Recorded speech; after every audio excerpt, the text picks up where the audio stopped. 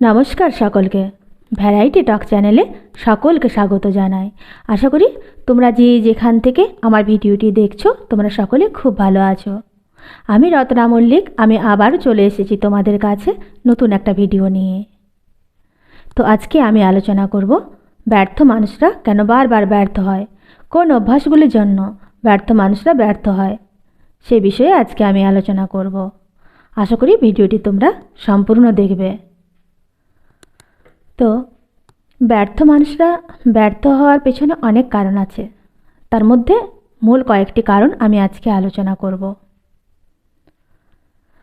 ব্যর্থ মানুষরা সফল মানুষকে দেখে ভাবে যে ওই ব্যক্তিটি যে কাজে সফলতা অর্জন করেছে সেই কাজটি আমিও পারব।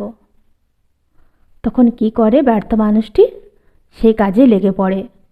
সেই কাজে কোনো জ্ঞান অর্জন করে না, কোনো কিছু জানে না, বুঝে না, তা সত্ত্বেও সে কাজে নেমে পড়ে। কেননা ওই ব্যক্তি সফলতা অর্জন করেছে, তার মানে আমিও করব, এইভাবে সে কিন্তু কাজে নেমে যায়। তার ফলস্বরূপ কি হয়? সে কাজে ব্যর্থ হয়। তার তো সে কাজ সম্পর্কে কোনো অভিজ্ঞতাই নেই, তাহলে সে কিভাবে সফলতা অর্জন করবে? অ্যাকচুয়ালি কোনো ভাবনা চিন্তা না করেই কিন্তু ব্যর্থ মানুষরা কাজে নেমে পড়ে, কোনো পরিকল্পনা করে না। নিজের মধ্যে যে প্রতিভাটা আছে সেটাকে নিয়ে যে আমাদের চলতে হয় সেটা কিন্তু তারা জানে না। আমি যে কাজটা পারবো, আমার দ্বারা যেটা হবে সেটা নিয়ে তো আমাকে এগোতে হবে, নাকি আমি একজনকার দেখলাম যে সফলতা অর্জন করেছে, সেই কাজটা আমিও শুরু করে দিলাম তাকে দেখে। তাহলে কি আমি সফলতা অর্জন করতে পারবো? কখনোই পারবো না। কিন্তু ব্যর্থ মানুষরা এগুলো দেখে না। এটা ভাবে না যে আজকে ও সফল হয়েছে, ওর পেছনে কত কষ্ট রয়েছে, কত ত্যাগ স্বীকার আছে, সে কত জীবনে স্যাক্রিফাইস করেছে, তবে সে আজকে সফলতা অর্জন করেছে। সে সেটা কিন্তু চিন্তা করে না। সে দেখলো ও সফল, ব্যাস এটাই ওর শেষ। আবার দেখবে যে ব্যর্থ মানুষরা কিন্তু প্রচুর ধৈর্য হারা হয়, সব কিছুতে কিন্তু তাড়াহুড়ো করে। এত কিছু বেশি তাড়াহুড়ো করে মানে সেটা বলার নয়। যেমন দেখো, তারা একটা কাজ করছে, সে কাজটা 100%-এর মধ্যে কি হচ্ছে, মানে 99% হয়ে গেছে কাজটা, আর 1% বাকি আছে। ওই 1% যদি ও কাজটা করতো তাহলে সে কিন্তু সফলতা অর্জন করতো। কিন্তু ওই 1% কিন্তু ওর ধৈর্যটা হলো না, সে কাজ ছেড়ে চলে গেল, অন্য কাজে লেগে পড়লো। তাহলে কি হলো? সে কিন্তু সফলতা অর্জন করতে পারলো না।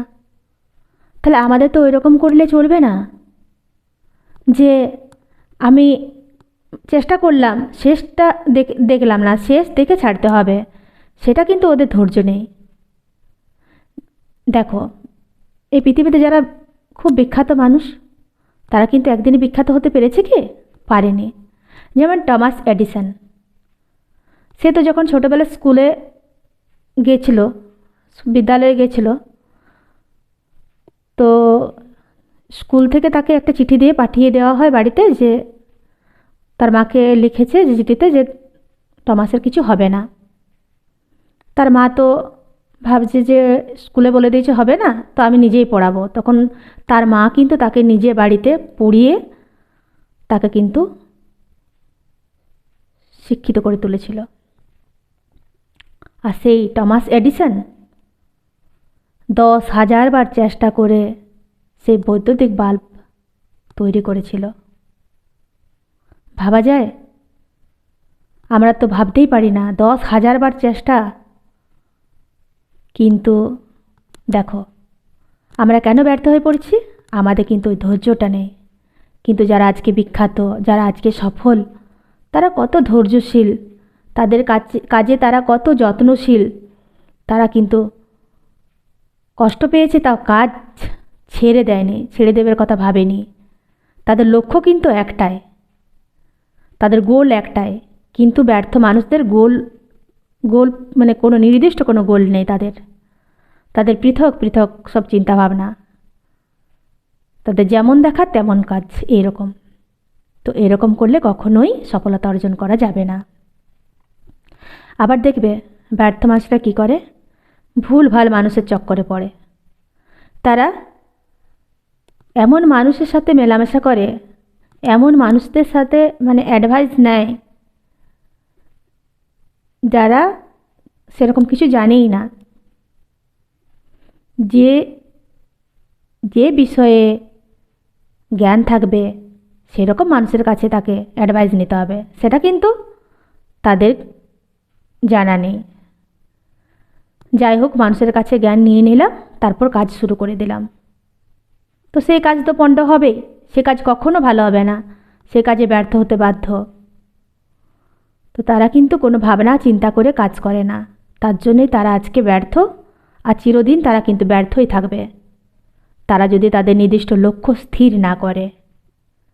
তাই আমি বলবো, তোমরা নিজের নিজের লক্ষ্য স্থির করো, যে কাজটা করবে সে কাজটাকে ভালোবেসে করো, যত্ন নিয়ে করো, তাহলেই দেখবে একদিন সঠিক পথ পাবে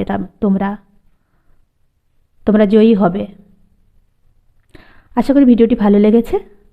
তো যদি ভালো লাগে তো প্লিজ চ্যানেলটি লাইক করবে, কমেন্ট করবে, সাবস্ক্রাইব করে দিও। ভিডিওটি দেখার জন্য ধন্যবাদ।